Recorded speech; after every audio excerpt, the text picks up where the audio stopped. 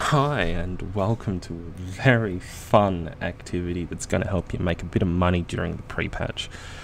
This is what I believe to be the best mode of Harmony farm in the game, on top of a decent amount of steady raw gold.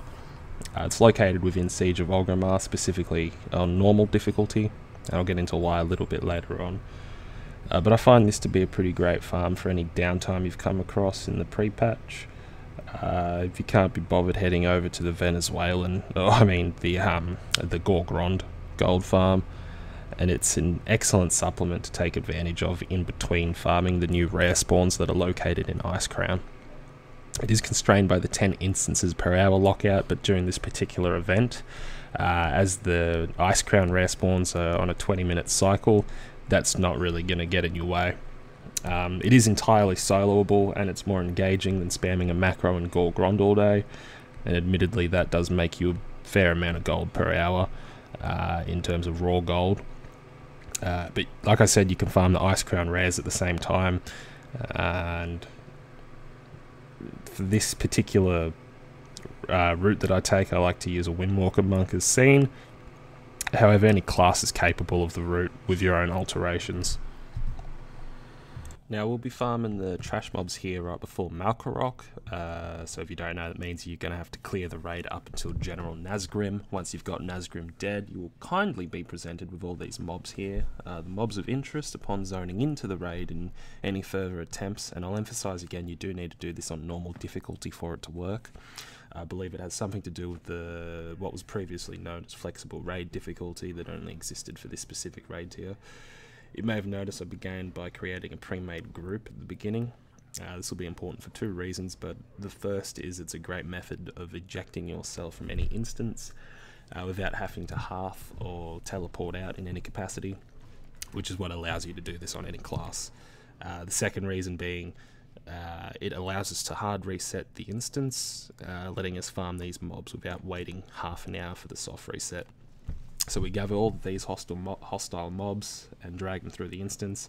I like to let my flying serpent kick kill a few of the guards surrounding the corrupted skull splitter, allowing for you to loot a few extra bodies before you move on, as the skull splitter will kill his detainees. However, it doesn't really matter what path you take. I just enjoy doing mine as it allows an engaging use of chi torpedo stacks and serpent kicks. I'm sure you can do it better or worse, it doesn't really matter. Contrary to doing it in an engaging way, in order to make it a bit more streamlined, I'll gather everything in the line of sight break right before Malkorok, just to help gather the gunners.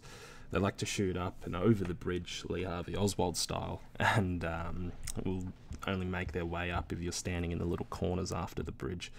10 runs at this speed can be completed at around 25 to 30 minutes, so I like to kill every mob possible, including the ones on the bridge. However, you can almost cut the time spent doing this in half, just by killing everything on the ground level. Once I reach the stairs, I leave the pre-made group, which will eject me from the instance in a little over a minute, which leaves plenty of time to kill and loot everything. Simply AoE everything down, loot the mobs, and wait for the game to remove you in a timely fashion. It's worth mentioning that these mobs can kill you if you want to wait, if you wait too long, or if you AFK and let the bleed stack up. You'll get around 150 to 200 gold per run, and I've been waiting all video to say this, but you will average around 9 to 11 motes of harmony per run, and no, that's not a joke. Amongst BOEs that probably definitely won't sell, Windwool cloth that you probably should vendor, and rogue lockboxes you definitely shouldn't vendor, like I noticed I did during post-production. Once you're out at the instance door, simply create your pre-made group again and re-enter the instance. For some reason I suspect being related to the old flexible Siege of Orgrimmar difficulty, the instance trash mobs hard reset upon entering in a pre-made group. This is obviously much faster than the typical soft reset method that requires waiting outside of the instance for 30 minutes. You can now repeat this as much as you want up to the instance lockout. Just remember to hearth or fly over to the shrine to sell everything every now and then, and send the motes and lockboxes to an alt. Outside of the pre-patch, you can use the downtime caused by the instance lockout to do a great many things. I like to fly over to the Shire of Anger on my alts and farm it, but I'm sure you can think of 1,000 better ways to waste your time than that. do another gold farm or go and play the game.